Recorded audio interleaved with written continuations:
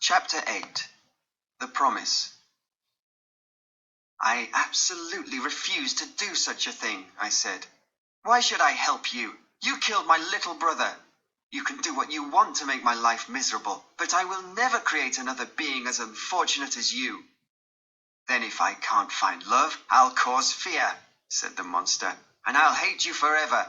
I will not rest until I've made your life as miserable and terrible as I can. All I ask for is a woman to love. We'll be monsters and we'll live away from other human beings. Maybe we won't be happy, but we won't harm anybody, and I'll be free from the misery I feel now.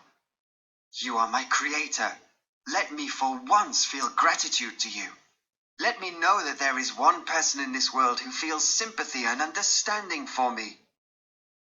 I was moved by his words and thought that there was justice in them. The monster saw my change of heart and continued. If you agree, we'll disappear. We'll go to South America and live among the trees and the animals. Nobody will ever see us again. How can I believe you? I asked. You've already killed one person, and another innocent person paid for your crime with her life. How can I know that it won't happen again? Do as I ask, said the monster, and I'll be a better, happier creature for the rest of my life. I won't harm another person. I was full of mixed emotions. On one hand, I felt sympathy for him. But when I looked at him, I saw the repugnant, terrible creature who had killed my brother.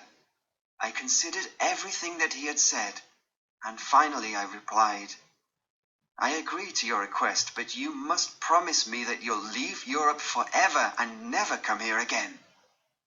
I promise that I will do as you ask, the monster cried, and with these words he left me, afraid that if he stayed longer, I might change my mind.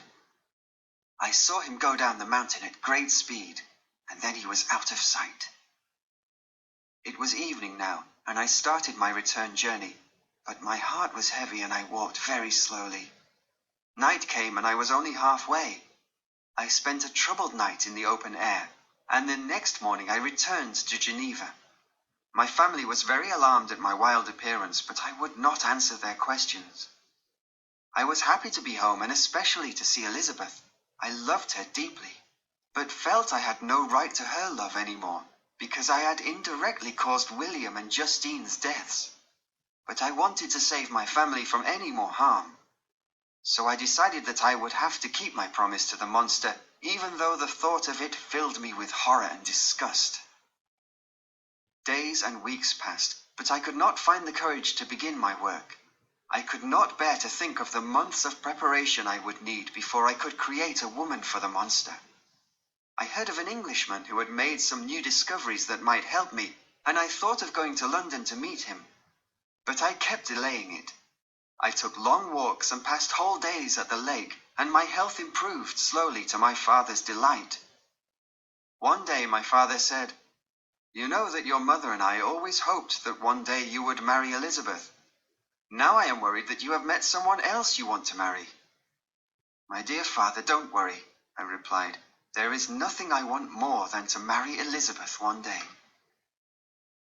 As the words came out of my mouth, I knew they were the truth. I'm glad to hear that, said my father. Our family has been through very difficult, sad times recently. Perhaps if you married Elizabeth now, it would bring us all a little happiness. I listened to my father in silence and did not reply for some time. How could I marry Elizabeth before I had finished the horrible task ahead of me? I could not carry out my work in my father's house because they might learn my terrible secret. I had to go to England to meet the man who could help me. I told my father that I wanted to go to England without telling him why. My father was delighted to see that I felt well enough to make a journey.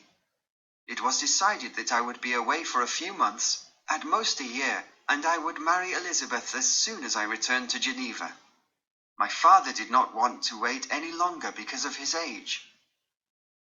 But my father did not want me to be alone in England, so without telling me, he and Elizabeth arranged for Henry Clerval to go with me. I was very happy that Henry would be with me at the start of my journey, but I was worried that his presence would interfere with the solitude I needed to create the monster's female companion. I left for England, happy with the thought of marrying Elizabeth on my return. This would keep me going during the difficult months ahead. The only thing that worried me was that during my absence, my family would be unprotected from the monster who might be furious by my departure. I believed he would follow me wherever I went, and I would see him again in England. I left Switzerland at the end of September, and I arrived in Strasbourg, where I spent 2 days waiting for Clerval. What a contrast there was between us.